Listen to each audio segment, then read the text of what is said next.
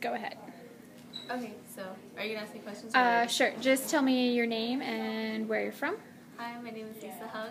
I'm from Irvine, California, and I'm here as an intern at Smithsonian Affiliates. Okay. And tell us about your experience today and what you think you'll do with what you learned. Okay, so in terms of my experience today, I thought it was amazing. Growing up, I've always learned about the Vietnam War and being able to be here and see tangible names. And I think so many times in history you're so desensitized to what you're learning and you just see numbers.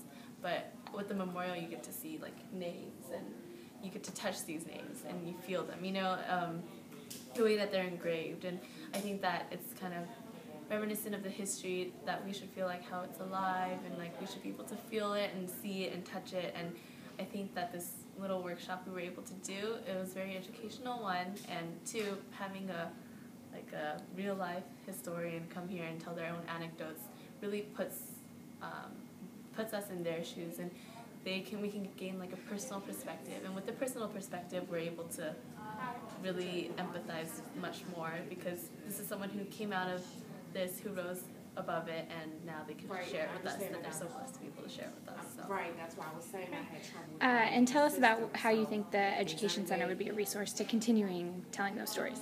I think in terms of, like as I've been here in DC, everywhere I've seen a lot of, like the Smithsonian's even, how we've held kind of like these workshops, and I think that it allows us to adapt and to be interactive with our learners way much more. So I think having this is really beneficial because they'll be able to learn, and not only learn facts, but to learn like interesting things that you know that you can apply to your community with the veterans, and not just because it's in the history doesn't mean it's just history in the past. We're still living in the present, and that to be continuously aware of these things. So I think that this program can really help provide that for especially kids of the younger generation that might not be able to connect the further away from the events we get.